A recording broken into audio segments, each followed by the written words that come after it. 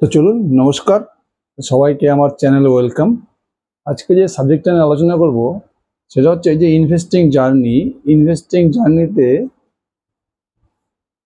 বেশিরভাগ ইনভেস্টর যাদের জার্নিটা খুব একটা সাকসেসফুল হয় না, হয়তো খুব একটা আলফা জেনারেট করতে পারে না, মানে শেয়ার মার্কেট থেকে ইনকাম জেনারেট করতে পারে না। এর কারণটা কি? অ্যাকচুয়ালি শেয়ার মার্কেট বেসিক্যালি খুব সিম্পল জিনিস, কিন্তু কি হয়, এখানে অধিকাংশ ইনভেস্টর কিন্তু এখান থেকে খুব একটা ইনকাম করতে পারে না বা লম্বা একটা কেরিয়ার বানাতে পারে না। তার কারণটা কি? কিছু কিছু সামান্য মিস্টেক আছে, যে মিস্টেকগুলোকে আমি আলোচনা করব। যেই মিস্টেকগুলো আমি আমার অনেক পরিচিত যারা আছে ইনভেস্টর তাদেরকেও দেখেছি। সেম মিস্টেক, একই ধরনের মিস্টেক প্রায় সবার মধ্যে। এই দেখবেন 85 থেকে 90% ইনভেস্টারে কিন্তু খুব বেশি পরিমাণ ইনকাম করতে পারে না। ট্রেডাররা তো লস করেই, ইনভেস্টরদের মধ্যেও 80 থেকে 85% ইনভেস্টারে কিন্তু খুব বেশি প্রফিটেবল হতে পারে না। এর কারণটা কি? আজকে আমি 3-4টা পয়েন্ট নিয়ে আলোচনা করব, যাতে আপনাদের সকলের বুঝতে সুবিধা হয় এই সমস্যাটা কি। তার প্রথম পয়েন্ট আমি দেখছি, বেশিরভাগ ইনভেস্টারের আমি অনেক আমার চেনা পরিচিত ইনভেস্টরদের আমি পোর্টফোলিও দেখেছি। 1 নম্বর সব থেকে বড় মিস্টেক হচ্ছে, এরা এমন কিছু কোম্পানিদের পোর্টফোলিওতে রয়ে গেছে, যেরকম ধরুন HDFC bank, Asian paint, Pidilite, Infosys, Wipro, এই যে এইসব ধরনের স্টক, যে স্টকগুলো এটা মোটামুটি 3 বছর 4 বছর থেকে এদের পোর্টফোলিওতে আছে।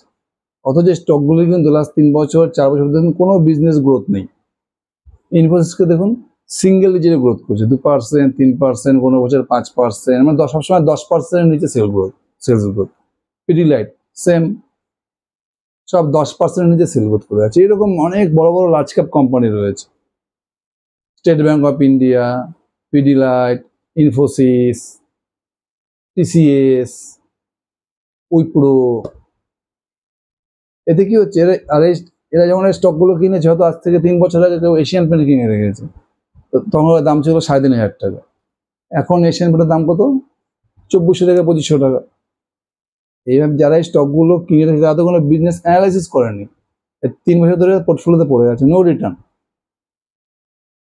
তো যে স্টকটা 3 বছরে 1,000 টাকা দিয়ে কিনেছিল, সেই স্টকটা এখন পড়ে আছে 800 টাকা। এদের কোনো বিজনেস গ্রোথ নেই, এই জন্য শেয়ারের দামও বাড়ছে না। এবার এদের ইনভেস্টরদের একটা বিশাল সমস্যা হচ্ছে, এরা যে স্টকগুলো কিনে এরা কিন্তু বিক্রিও করতে পারছে না। আমরা একজন পরিচিত এরকম আছে, তাকে তাহলে বিক্রি করে দাও, সে বলছে যেই দামে কিনেছে, যতক্ষণ পর্যন্ত সেই দামে না যাবে ততক্ষণ সে স্টকটা বিক্রি করবেন। 1,000 টাকাতে স্টকটা কেনা আছে, 800 টাকা হয়ে গেছে, সে বলছে একবার 1,000 টাকা দামে গেলে তখন সে স্টকটা বিক্রি করবে, নাহলে সেখানে 25% 30% লসেও আছে। এটা অদ্ভুত, মানে এর থেকে খারাপ থিঙ্কিং কিছু হয় না। ও কি করে গ্যারান্টি দিচ্ছে বা ভাবছে যে স্টকটা আবার 1,000 টাকায় পৌঁছাবে?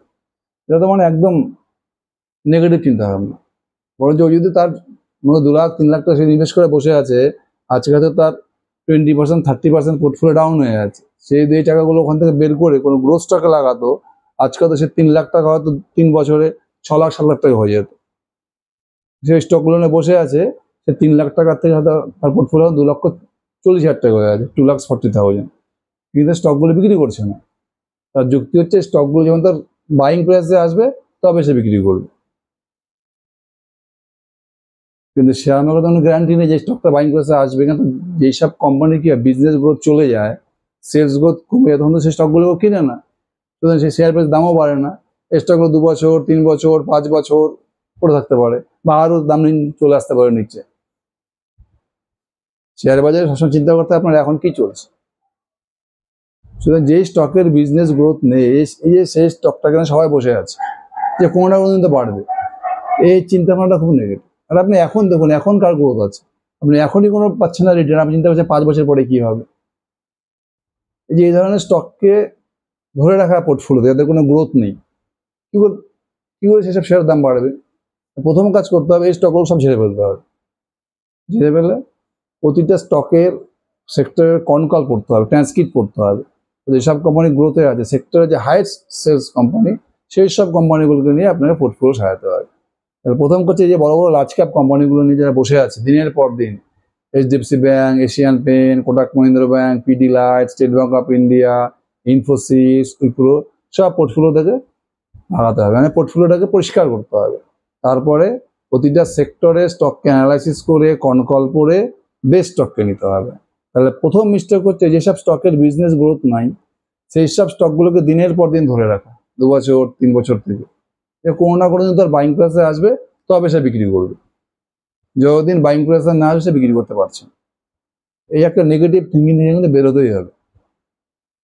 নাম্বার 2 পয়েন্ট হচ্ছে, এটা একটা অদ্ভুত সমস্যা, যে মনে করেন আজকে আপনি একটা স্টককে নিলেন, সে আগে কোনো অ্যানালিসিস করতো না, এখন সে তো অ্যানালিসিস করছে, অ্যানালিসিস করে কোনো একটা স্টককে নিল।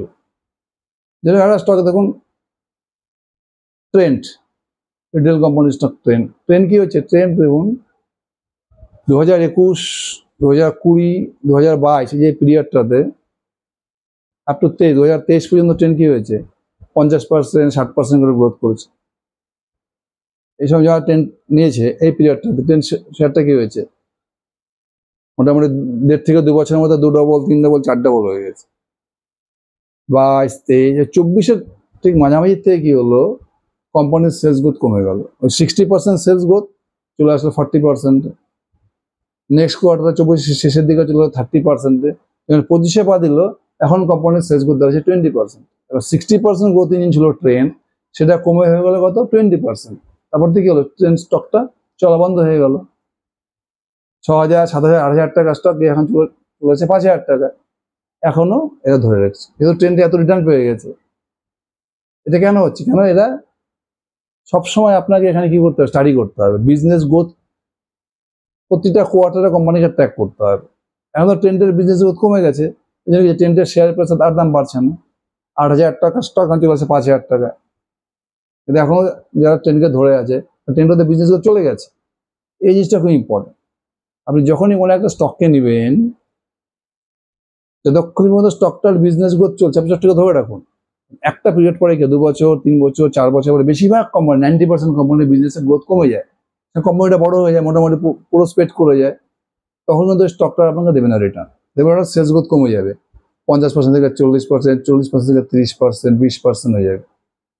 তখন যদি স্টকটাকে ধরে রাখা, আমি ধরে রাখি, আপনি যদি ধরে রাখেন কি হবে, ওখান থেকে কোনো রিটার্ন পাওয়া যাবে না। ওই জন্য ট্রেন্ডে দেখুন লাস্ট 1 বছর থেকে কোনো রিটার্ন নেই। এই সময় কি করতে হবে, স্টকটাকে বেচতে হবে। এই জিনিসটা আপনি কখন করতে পারবেন, যখন আমরা প্রতিটা সেক্টর, একটা সেক্টরের আমি অন্তত 10টা, 12টা, 15টা কোম্পানি বিজনেস ট্র্যাক করবো, রেজাল্ট ট্র্যাক করতে হবে, তার কনকলটাকে পড়তে হবে, বেস্ট গাইডেন্স কে দিচ্ছে, সব থেকে ভালো রেজাল্ট কে করছে, সবসময় আপনাকে অ্যাক্টিভ থাকতে হবে। যখনই আপনার কোম্পানির গ্রোথ কমে গেল তখন ওই সেক্টরে যখন দেখা যায় অন্য কোনো কোম্পানি আপনার কোম্পানি থেকে বেশি স্পিডে ভাগছে, গাইডেন্স বেশি দিচ্ছে, তখন সেই স্টকটাকে ছেড়ে অন্য স্টককে ধরতে হবে। বুঝা গেল, কোনো কোম্পানি এখানে ফিক্স কিছু নেই যে আমি একটা কোম্পানি নিয়ে গেলাম ট্রেন্ড, সারা জীবন 30%, 40% দেবে রিটার্ন। যখনই কোম্পানির গ্রোথ কমে যাবে তখন কিন্তু এই কোম্পানি থেকে ভাবতে হবে। তাহলে প্রথম মিস্টেক কি হচ্ছে, আমরা কোনো অ্যানালাইসিস না করে বড় বড় লার্জ ক্যাপ স্টকগুলো নিয়ে বসে আছি। দ্বিতীয় মিস্টেক কি হচ্ছে, যে আমরা একটা ভালো কোম্পানি অ্যানালাইসিস করে নিলাম, ধরে নিলাম যে কোম্পানিটা আমার সারা জীবন দিয়ে দেবে রিটার্ন। না, যতক্ষণ কোম্পানির সেলস গ্রোথ ঠিক থাকবে, মানে ওই সেক্টরের হাইয়েস্ট থাকবে, ততক্ষণ কিন্তু স্টকটা পয়সা বানাবে। যখন তার সেলস গ্রোথ কমে যাবে, ওই সেক্টরের অন্য কোনো কোম্পানি তার থেকে বেশি সেলস গ্রোথ করবে, তখন কিন্তু আপনার পোর্টফোলিও স্টকটা সেগুলো আর দেবে না রিটার্ন। এই জিনিসটা বোঝা গেল। সবসময় সেক্টরের হাইয়েস্ট গ্রোথ যারা আছে সেই স্টকটা কিন্তু পোর্টফোলিও জায়গা দিতে হবে। এখানে নাম্বার 1 কে লাগবে, নাম্বার 2, নাম্বার 3, নাম্বার 4 দিয়ে কিছু হবে না, সবসময় উইনার্সকে নিতে হবে। এই একটা এই জায়গা থেকে সবাইকে বাঁচতে হবে, মানে কোনো স্টকই এখানে পার্মানেন্ট না, কোনো বিজনেস পার্মানেন্ট না। নাম্বার 3 যে মিস্টেকটা হয়, যে মনে করেন আপনি একটা স্টককে নিয়ে গেলেন পোর্টফোলিও, আগে আপনি অ্যানালিসিস করতেন, এখন সব অ্যানালিসিস করছেন, রেজাল্ট ট্র্যাক করছেন, কনকল করলেন, স্টকটাকে নিলেন। স্টকটা নেওয়ার পরে কি হলো, সবকিছু ঠিক আছে, স্টকটার মধ্যে সেক্টরের হাইয়েস্ট সেলস গ্রোথ করেছে, হাইয়েস্ট প্রফিট গ্রোথ করেছে, গাইডেন্সও সেক্টরের হাইয়েস্ট, কিন্তু নেওয়ার পরে দেখা গেল স্টকটা হয়তো 15 দিন 20 দিনের মধ্যে 10%, 20%, 25% ডাউন হয়ে গেল। আপনার কিন্তু অ্যানালিসিস ঠিক আছে, তো যেহেতু মার্কেট ভোলাটাইল থাকে, কে কখন সবাই ট্রেডিং করতে থাকে, কেনা বেচা চলতে থাকে, দেখা গেল আপনার স্টকটা হাইয়েস্ট সেলস গ্রোথ করার পরেও বা সব থেকে বেস্ট গাইডেন্স দেওয়ার পরে স্টকটা দেখা গেল 15 দিন বা 30 দিনের মধ্যে স্টকটা 20% 25% পড়ে গেল। তখন সব যত নর্মাল আছে রিটেল ইনভেস্টর সবাই টেনশনে পড়ে যায়, অনেকে কিছু না দেখে স্টকটা বেঁচে দেয়। বেঁচে দিয়ে যে স্টকটা বাড়ছে সেক্টরের সেই স্টকটা নিয়ে নেয়, অথচ তার বিজনেস কিন্তু তার পোর্টফোলিওতে স্টক আছে তার থেকে খারাপ।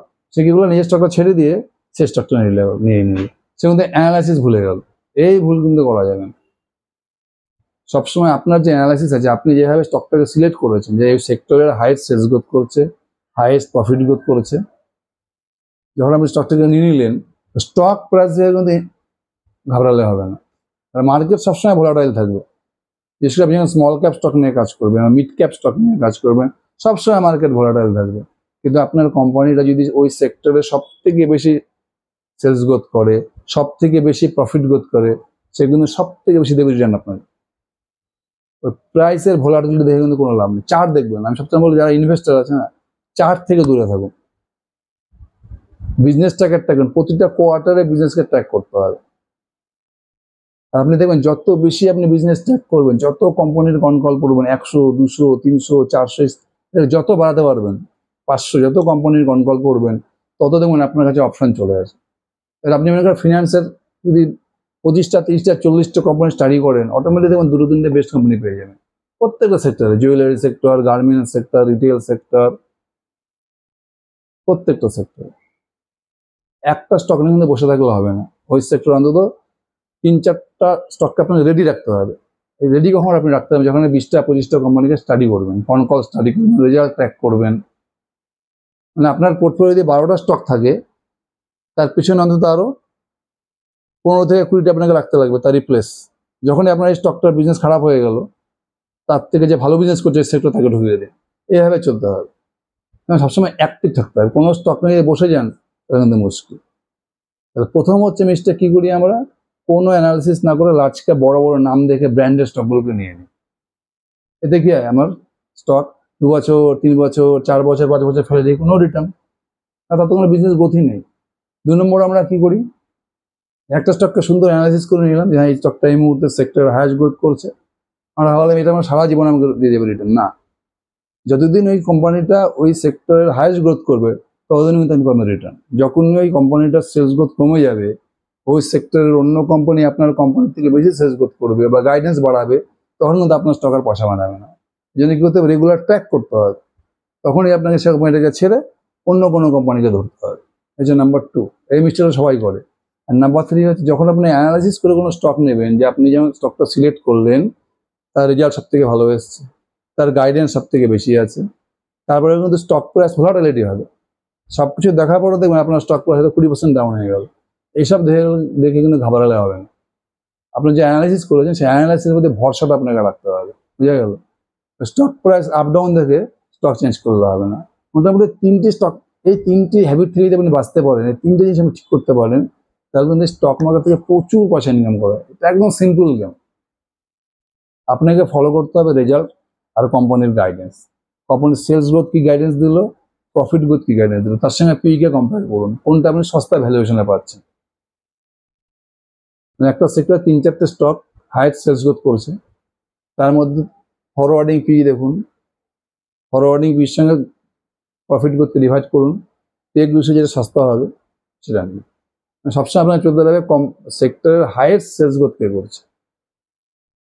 এখানে খেলাটাই কিন্তু পুরো বিজনেসের খেলা, সেলসের খেলা। যে কোম্পানির সেলস গ্রোথ বেশি করবে, যে কোম্পানির গাইডেন্স বেশি দেবে, সেই কোম্পানি অবশ্যই আপনাকে পয়সা বানিয়ে দেবে। একদম সিম্পল গেম। দেখে এভাবে যদি আপনি করতে পারেন, দেখবেন আপনি প্রচুর পয়সা ইনকাম করতে পারবেন শেয়ার মার্কেট থেকে। তাহলে বুঝে গেল আমাদের কমন 3টা মিস্টেক থেকে আমাদেরকে দূরে থাকতে হবে। Thank you.